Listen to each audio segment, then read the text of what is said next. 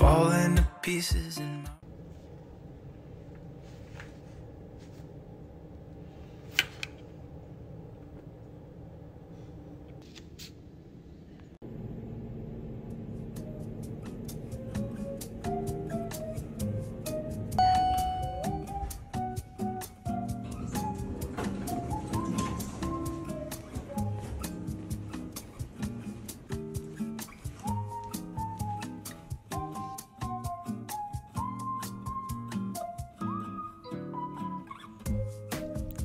So guys, we're back na dito sa labas ng apartment at nakapark na tayo, no?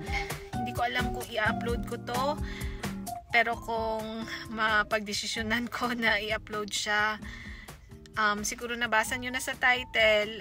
Guys, nag-quit na tayo sa ating pagiging agency nurse. I have like a lot of reasons kung bakit ko siya ginawa. So, by the way, if curious kayo kung tapos na ba ako sa contract ko, yung hours ko, well, hindi pa. Kung tatanungin niyo ako bakit ako nag-quit sa pagiging agency nurse, hindi ko fully madidetalye sa inyo. Yung akin, guys, is meron na akong parang, alam niyo yun, mga reasons na parang nagpupush talaga sa akin na mag-quit na. Financially, hindi na kaya, guys, na antayin pa ng another year or 1 year and a half kung hindi ako mag-OT. So, yun, guys, maraming rason and hindi ko talaga masabi lahat kasi I have respect din sa facility kung saan ako nag-start. Yun, guys, kung from agency kayo and nasa ano kayo, nasa parang pareho kayo na sitwasyon ko na gusto nyo ding mag-quit, well, if para sa inyo parang madami ng rason para mag-quit, then go for it. Kasi guys, nagtatrabaho tayo dito sa abroad, hindi madali kasi nakikipagsalamuha tayo sa ibang lahi and iba din yung feeling pag hindi ka, alam nyo yun, hindi ka na happy sa work mo or sa place na pinag-workan mo. Na yun, guys, marami talagang rason and isa doon, masasabi ko parang generalize na lang to, guys, ha, is financial.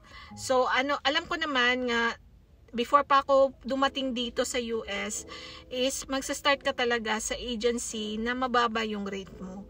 Pero na-compare ko kasi siya from other facilities ng mga kabatch ko and parang mas maganda yung ibang facilities. Maganda yung mga binibigay sa kanila. Yung hindi lang yung rate, meron din silang mga pa-incentives, ganon. Na-timingan lang talaga na napunta ako sa isang facility na hindi sila ganon ka-generous. Pero, other than that, okay na. Naging comfortable na ako sa work ko. Okay na talaga ako. Kaso, may problem din sa when it comes to like staffing ratio.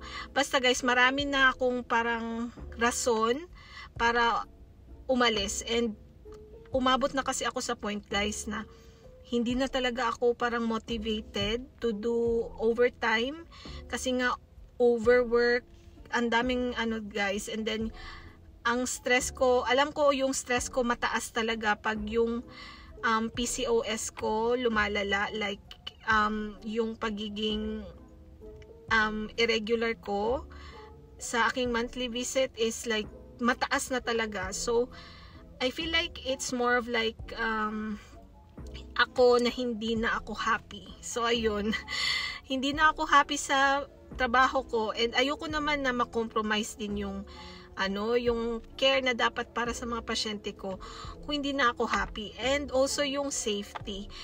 Natatakot din ako sa lisensya ko, guys, sa current facility ko kasi nagsa-struggle sila ngayon. Although medyo guilty ako, guys, kasi kailangan ko silang iwan.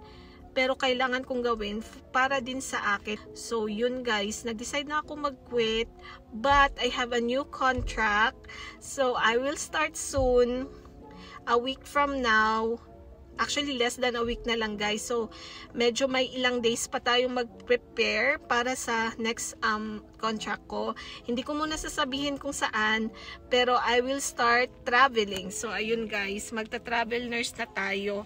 And, I know na hindi din siya madali kasi magsa-start tayo ulit. Pero at least financially,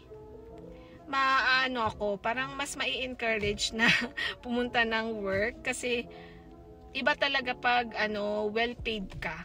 So ako guys, hindi talaga ako parang nagmamadaling magdesisyon. Actually, it's been in my mind since last year kasi nga may mga parang ina-ask kami sa aming facility. Baka mag-iba pa, ayun. Kaya natagalan ako, naging 1 year and I'm currently on my 1 year and 4 months sa contract. So, inisip ko nga May pa mag-aano na ako, magta-travel, pero natagalan pa siya kasi hindi talaga ako basta-bastang kumukwit guys kasi sa sa history ko sa work sa Philippines, meron talagang something sa mata ko. Hindi ako naiiyak guys ha. Kasi may allergy tayo. So earlier bahing ako ng bahing. So ayan guys, parang meron siyang parang something puti. Pero hindi ako naiiyak. So ayun guys, meron talaga akong mga araw na talaga na iniisip ko na talaga na at fit na talaga yung option ko. Kasi ayun guys, hindi na siya healthy sa akin kasi umabot na talaga sa point na parang ayaw ko nang pumasok kasi nga may staffing issue din sa facility. Parang hindi ko na feel na safe din yung license ko. And grabe, kung nurse ka and nag-a-apply ka din dito sa US, makaka-relate ka kasi pinaghirapan natin yung license natin, 'di ba? Kailangan din natin pag-ingatan, hindi lang puro pera, guys. So ayun, kung sa mga tao na makakapanood nito at saka alam ko at some point may iba na ma-judge nila ako na bakit halfway ka na pala, hindi mo na lang tinapos yung contract mo. Guys, it's not always about money then.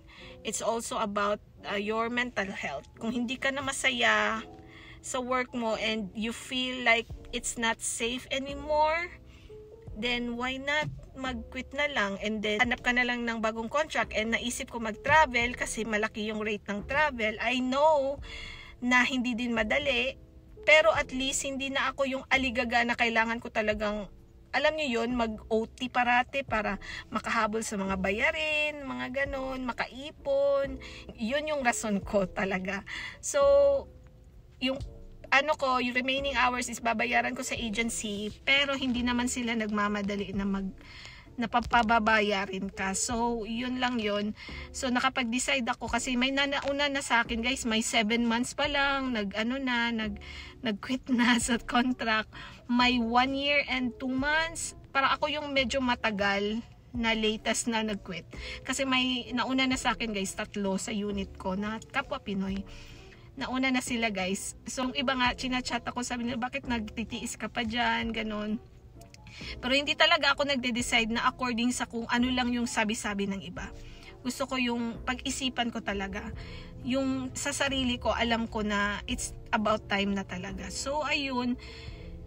I tried my best to stay. Pero, ang OA nun, tinry ko talaga magstay sa facility. Pero, hindi talaga guys. Parang hindi na ako happy and nasi-stress na ako. Alam kong stress ako kasi yun nga, yung PCOS ko lumalala. Yung regla ko hindi na siya talaga, na siya, nabubuang na talaga guys yung ating regla. So alam kong stress talaga ako sa current job ko. So ayun guys. So kung kayo naman na nanonood nito and sinasabi niyo sa sarili niyo bakit niya ginawa yan, expected naman na pag ka agency, dapat alam mo na mababa yung sahod mo, dapat in-expect mo na yan. It's more of like personal guys. So hindi, iba-iba tayo ng sitwasyon. So sa mga tao na kilala ko, may iba pang rason. So ang daming rason guys. So hindi ko lang totally masabi lahat yung rason kasi ayoko din na mabad shot or alam ko mapapangit din yung kaya hindi ako nagme-mention talaga lang mga nurse vlogs ko, hindi ako nagme-mention, hindi ako nagpapakita ng kung saan ako nagtatrabaho kasi I respect the facility din kung saan ako nagsimula. So yung sa akin lang is respeto na lang din kung ano yung decision ko. Kung ikaw nasa facility ka na maganda, well staff, maganda din yung pay sa inyo, then good for you. Easy na pumunta ng trabaho kung ganun yung sitwasyon mo. Pero yung sa akin is, hindi ko na talaga siya kaya, guys. Pero actually, yung iniisip ko nga, first time ko to kasi sa Pinas, ilang years ako sa mga unit ko, ni minsan hindi ako nagpa-transfer ng unit. Isa sa mga rason ko kasi is yung safety ng mga pasyente, and hindi na safe para sa pasyente, and at the same time feeling ko hindi na ako nakaka-deliver ng yung tama talaga na care para sa pasyente, and ayoko din ma-at risk yung pinaghirapan ko na lisensya, and then isa din yung financial, isa din yung mental health, kaya I decided to quit na din kasi hindi na siya healthy. So ayun guys, just a quick update, and hindi ko alam kung i-upload ko to, kung i-upload ko man. Yun guys, I already said my parang generalized na rason, pero sa mga taong mas close sa akin, alam nila kung ano yung mga other reasons, mga subcategory ng mga generalized reason na binigay ko sa inyo kung bakit ako nakapag-decide na mag-quit. And hindi lang naman ako ang first. Ang dami nang nag-quit guys, hindi lang ako, and hindi lang din sa facility namin ang may nag-quit.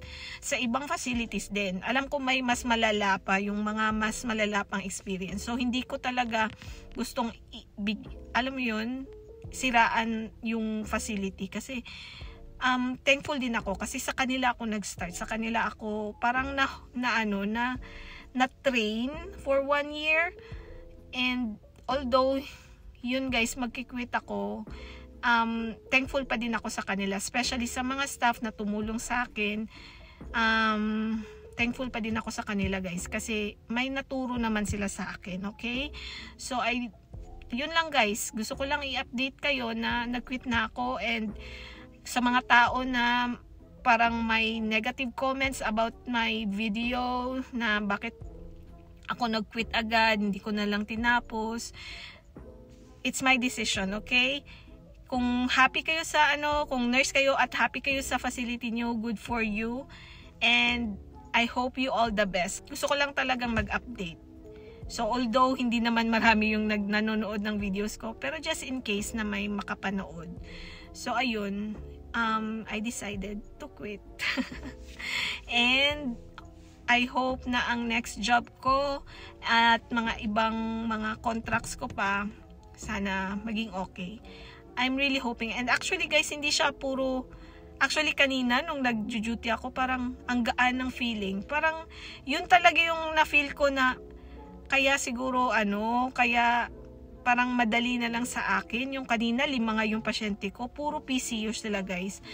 And may mga basta yung mga post-heart procedure, akong pasyente. And although ilang days na ng procedure, alam nyo yun, babantayan mo pa rin. Tapos yung ibang pasyente pa, may isa pa na last hour ko, parang daw, ang EKG daw, parang MI.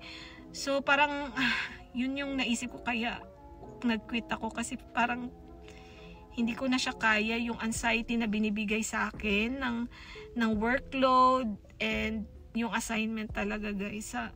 Basta hindi ko na feel na safe ako, yung lisensya ko, and safe yung pasyente sa akin. Kasi nga, yun guys, ayoko na mag-explain. Basta yun, nag-quit na ako. So update ko na lang kayo guys kung ano yung mga next natin gagawin. So siguro mag-a-update ako kung nasa na ako sa next ko na contract, and I hope you will spread good vibes na lang sa comment section. Kung may negative man kayo na comments, okay lang. Basta sinabi ko naman, hindi naman kayo ang magbe-benefit sa ginawa ko. Ako yung magbe-benefit actually.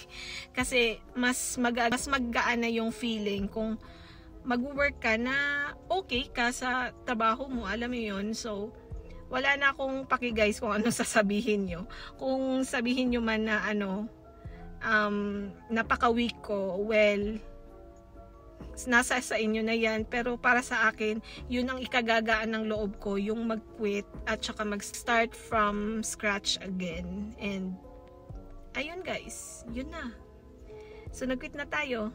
So I hope may sense tong mga pinagsasabi ko, no? And Salamat sa panonood. Sa mga nakakaintindi, salamat din. Sa mga hindi nakakaintindi, bahala na kayo. Basta, ang importante sa akin is yung peace of mind ko, yung mental health ko, at saka yung magtrabaho ako na, yung sinasabi nilang work smart. So, yun guys, yun yung goal natin, work smart. And, maging happy ako sa next na pagtatrabahuan ko. Alam niyo yung magaan ng feeling, pumunta ng trabaho, walang anxiety, alam ko merong stress, pero tolerable na stress. Hindi yung over na stress na hindi na maganda. So, ayun guys. Thank you for watching. I hope to see you on my next videos. Nursing videos, travel, or whatever videos. Ano man yung maisipan ko next. I hope na suportahan nyo pa din. And yun lang guys. A quick announcement.